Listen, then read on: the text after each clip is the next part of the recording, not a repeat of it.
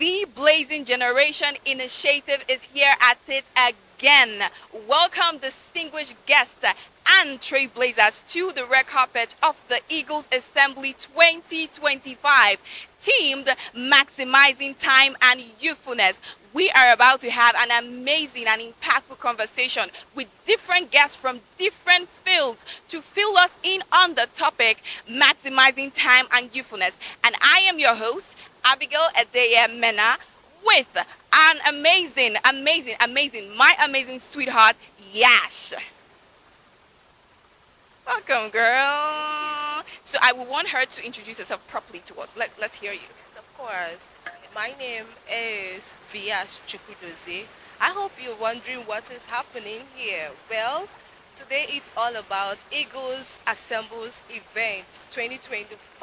Yes. And I'm definitely sure you'll be wondering what is Eagles Event. Well, you have to stick with us for you to see exactly what is happening and an amazing and exciting scenes capturing events from this coast.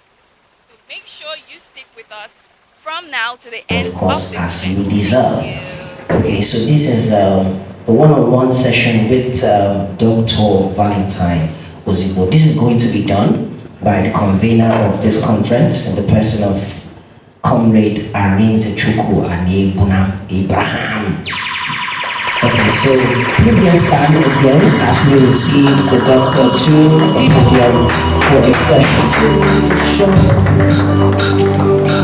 The road seems easy, keep getting stronger. Lead by example and exude tomorrow. So heavy and so Russian, Okay, thank you, James. You've been my classmate from year one. Pronounce my name very well. Okay, please, I need assistance with this. Sir, please, I need help. So we can just take this in. Wow. I'm a little bit tensed that you are a man who has been widely traveled, who's seen life, both the good and bad. Can you help us marry how you were able to stay consistent first, from the time you were pushing your desire, your goal, to the time you started seeing lights? And this generation, one thing that we have is by the time we see a break of the lights, we now start going very loud and stuff. So how are you able to stay consistent and build to become who you are now? Thank you. One of the things I said to people is my background is the biggest factor. It's that background that made me to know God. It's that background that led me to the pursuit of excellence. It's that background that made me to prioritize, how do I make my parents proud? How do I make myself proud? So I wasn't one of those people who, if you ask, what are you going to become, I will tell you, fly to the moon. I was just somebody who just wanted to make sure that whatever I do, I succeeded. Whether it's how I would sweep the ground, how I would wash the plates, I want to hear my parents say, oh, well done. So I will apply myself to the fullest. So one step after another. And that's where the consistency is coming from. And I didn't know that maybe there's any special privilege God has given me. In fact, what I even tell people, I don't think I was the best, most talented, most gifted in class. But I knew that if you worked hard, success is actually those who hunger for it and works hard for it that succeeds more than the gifted. There may be people who are way more endowed than myself, but you will know that I'm putting in my effort. Applying myself to the fullest, something I learned early enough. And when other things started happening, for the first 30 years, for instance, I didn't have international passport. I hadn't gone anywhere. Until I went for the Children's Scholarship, British Council, got interviewed. Out of 3,000 people, only 30 people were selected, and I was one of those 30 people. Right there, they called for my passport, called for my wife's passport, called for my 3-month-old baby passport. Put passport on it, bought tickets for us, paid for our tuition, housing, everything, all expense paid. As I entered UK for the first time, and was received even by the representative of the Queen. And every month they will come to my school, Lancaster University, to check on me for somebody who was just traveling for the first time. And you were 30 then? Yes, 30. And then before, finally, I came back a year after just after the program. Then I was now moved to international department of the bank. And I was even now the one opening banks in different parts of the world. So every single year, I would travel to at least 15 countries. So I made up for those years. So when people are in a hurry to do all this, come relax, relax. Your time is coming. Just be consistent and do what is right. Thank you. One key thing that struck me is the fact that he's never traveled until 30. And when he was going to travel for the first time, he traveled with a family. I didn't pay for the visa. And he didn't pay, he didn't spend the dime for it. Beautiful. Beautiful. Be consistent, keep putting in effort. Before I get into maybe one or two of the questions I wrote down, there is one thing I've always been skeptical asking you, sir.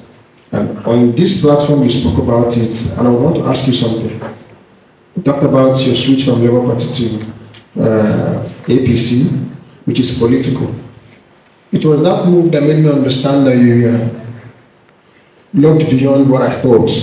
Because when it happened, some persons believed that he's my principal, he's your boss, you would always support him, like some coach.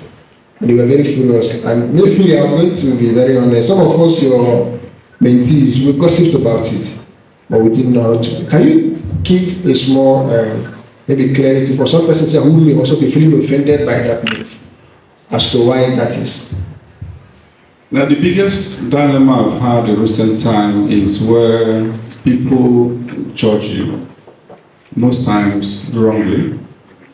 You know what to say, but you don't want to say those things because of unintended consequences. But those who are smart, wise, can dot and cross the eyes and understand truly what happened. I usually will remind people, before I left Labour Party, I was more or less de facto candidate of Labour Party. I was the most popular name in the Labour Party family. I can also claim to have supported most people in the Labour Party more than any other person in Anambra State. In the last election, I know the efforts that I put in, and those people that are here can acknowledge in all the 30 state constituencies, I spent my money in other people's elections. And in the obedient world, I was one of, in fact, most people, if they can't get speech obedience, they look for me. And it wasn't a surprise that obedience globally endorsed my candidacy in Labour Party. And even one Labour Party, if you don't give him tickets, we'll still support him anywhere he would go. And so polls came out. There was a poll that came out, social media poll. Some may say it's not to be believed. Social media is not something you can joke about. It's enough sentiment analysis. And one of those polls put my name, put Soludo's name, put Senator Ivan Abbas' name, Anambra 2025. Who would you give your vote? My score was 93%. So between Soludo and Latifah of blessed memory, there was still 7%. So the momentum was overwhelming. So why then should I leave that same level? The truth of the matter is that they had concluded how to mess me up in the Labour Party. They had concluded and I don't want to call names, some, whatever reason on earth they found. What you find in Nigeria is where a lot of these politicians, when they get to the juncture and they trafficate right, they think they're going right, they're actually turning left. This is what they've mastered. And I learned enough in 2021 episode, because in that 2021, about 18 of us battled for PDP tickets. I won the ticket. And the reason I won it was because it was free and fair.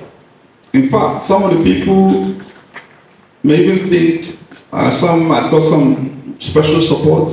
It's not the case. I respect Peter B, but he didn't vote for me in that primary in 2021. No, he didn't. Because he told me, not side talk. So, but I won, and I thank God. Did he support me in the 2021 election? He did, and I appreciate it that much. And that election, I won it. Soludo stole it. And so they have plotted what to do to make sure I am not a candidate in this election. And unfortunately, they found their way through Labour Party. So when many things started happening, even the fact that National Convention Labour Party was held at Nnewi,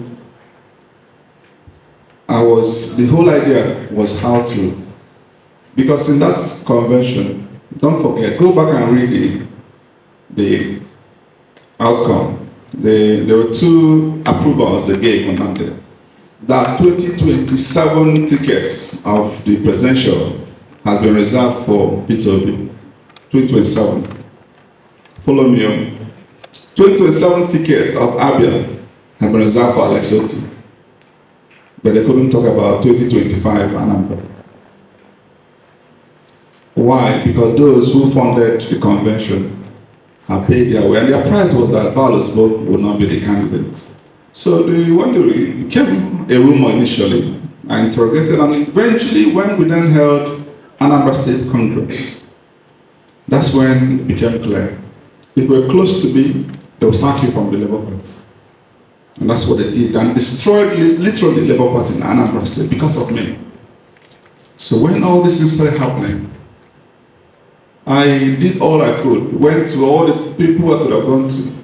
When I saw the handwriting clearly, I had to leave. Now, when you're leaving, go where? Became another question. PDP, ADC, or APC, or quit politics. Quitting wasn't an option for me. PDP is literally dead in Anambra State. If you are a politician, you understand what I'm talking about. And ADC was still information, and even some of the people who I can't even trust anymore are in the ADC. So what option do I have? APC was the only option. And I didn't go into APC to be like some of the people in APC. Some of us are saying, okay, if opposition is not forming and forming well, why do we need to waste our time? I don't want to waste my time. Let's go to the APC and change what is happening in APC, and it's already happening. I'm telling you, some changes are taking place. I will speak on it much later because of people like us and our faith in God. So I also couldn't have taken any of the decision without engaging God actively. And when God says yes, I don't care what any human being is saying. Trust me. It's after God that I can listen to people.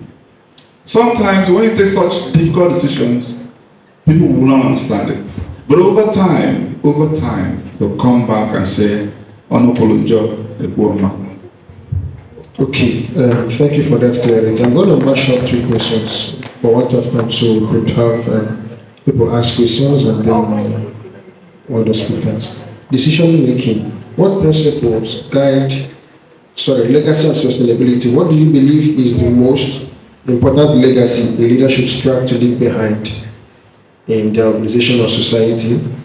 And how can leaders effectively mentor and raise the next generation of leaders without feeling threatened by them? Because I see that's one of the challenges most leaders have, raising next generation of leaders. Most times, next generation of leaders in the private sector is not an issue.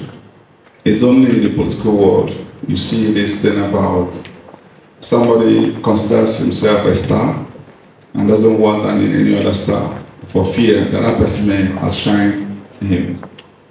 One of the rules of the 48 laws of power: don't outshine your master. In the private sector, it doesn't really matter. In fact, the only way we succeed, part of what has helped me, given me impetus, was those little successes we achieved in the private sector. In fact, when I talk about how do we change the story of black people in the world, I noticed that we started changing those in some sectors, like banking, for instance, like telecom, for instance. Some of the products that we were accustomed to in Nigeria, if we visit a place like the US, they are not even anywhere close to some of what we have. So I said to myself, so we can actually catch up and overtake in these sectors. Why don't we then channel the same strategy to the main area, which is political leadership? So in the private sector, the way to succeed is to surround yourself with people who are smarter and better than you. So if I want to hire people, I hire on competence.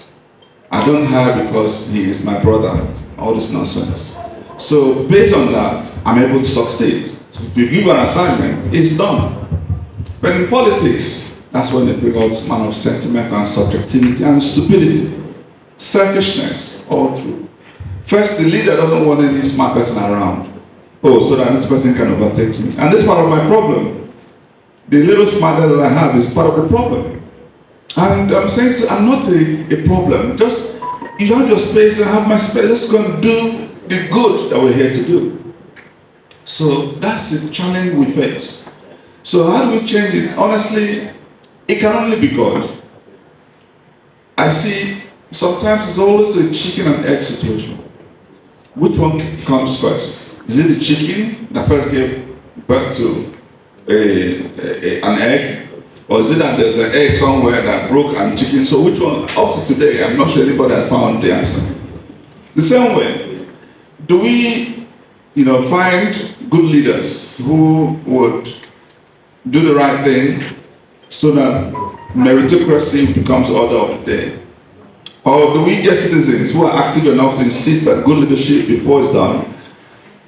Don't go into that debate. What I said to, with God, even among wrong people, a new leader can be, a leader after God's heart can be installed. And when that David comes, a few things will be done right. But meanwhile, keep being and doing the right things. What I tell young people, please don't wait on the leaders to mentor you. Find your mentorship yourself. How do you find the mentorship? What you read, how you read, what you do, how you spend your time. Going even just on the internet, instead of just focusing on social media, trying to study AI and learning from that, you mentor yourself and read from afar, read other mentors from outside of Nigeria, see their work, pick those things you want to learn, because mind you, some of the people you call mentors may also be criminals in some other aspect. So pick those things that are positive about those people and help yourself. And when you do that, and generally, I urge people, leaders, to think about building to last, build longevity, and create the right governance framework that will make whatever you do sustainable. Thank you. Okay, please put our hands and more together. At this point, we will take some questions for our guest. So if you have a question, a direct question for or to him, please indicate. Number one, go please. Two. Somebody else, please. Okay, we'll take them 2 questions and then we'll see how we can go with this. My name is Mr. Ozigbo Joshua. I'm the ambassador for Apex Asset Limited.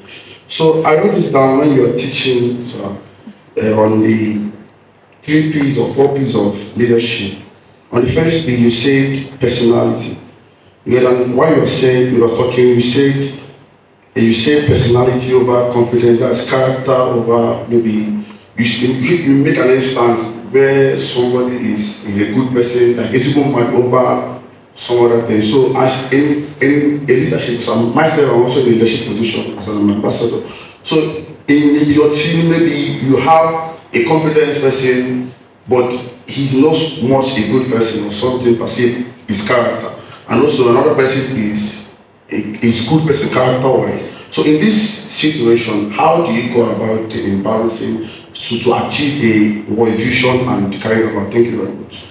Thank you. So, what I spoke about personality is a composition of those C's. Personality is just a term to define person's character, person's competence, person's capacity, person's love that he radiates from his heart. That's what makes you a good person. And in my later conversation, I talked about emotional intelligence. In fact, substitute all those other words with EI. Find somebody who is emotionally intelligent. That's the best way to focus on getting the right person. And you can't be emotionally intelligent if you don't have strong moral character. That's the starting point of it. So, the character is what defines you. Who you are is your character. So you must tick that box. The point I was making is that ticking that box is not just enough. Even though it's the most important factor, it's not just enough. And somebody like when we used to talk about former presidents, they would tell me, Buhari, Golo Jonathan, what I even used to tell people, we don't deserve any of those two. I'm telling you, that's how I felt when they were running for election. That you are good is not enough. Buhari, maybe some said that he was good. I actually agreed then, even though now I'm not sure I agree. But was he competent? He was never competent. I've always told people those days, I said to them, why are you bring? I've not heard this man speak. No vision. In fact, all the things I've heard him speak, I've quoted on him way somehow. But unfortunately, he's late now. So I don't like to speak ill about those who are late. But the point I'm making is that goodness has to be composite of these factors. You must be competent. You must have the capacity. You must know if you are not a thief, but you don't even know when everything is being stolen. By extension, you're a thief. That you're not competent to even discover that the whole Nigeria is being stolen. You're a thief. Don't come and preach to me that you're not a thief. Once you are under your leadership, Nigeria is gone. Please, spare me. Thank you.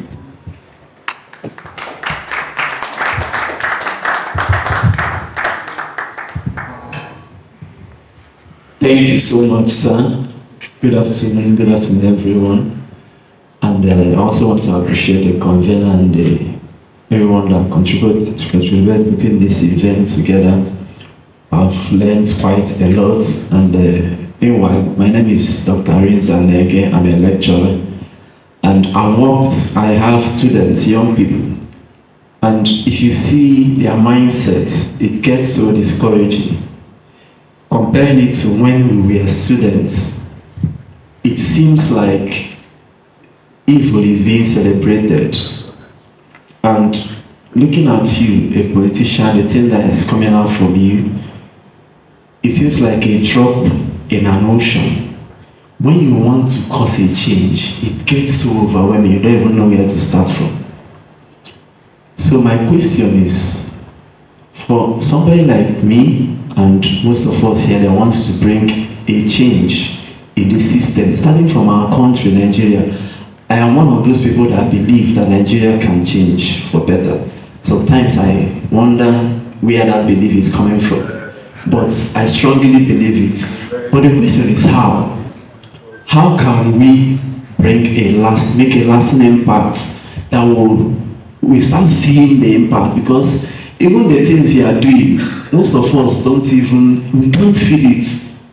We cannot feel it. So how can we start bringing about this change that the impact will start being felt on a global scale? Thank you, sir. Thank you so much. This is actually the whole essence of our being here. That's all I've been talking about. See us as when the Israelites were in the wilderness, because that's exactly where we are. We are in the wilderness, yet to get to the promised land. That journey that maybe ought to have been, I don't know, 1 month, became 40 years. Do you know what?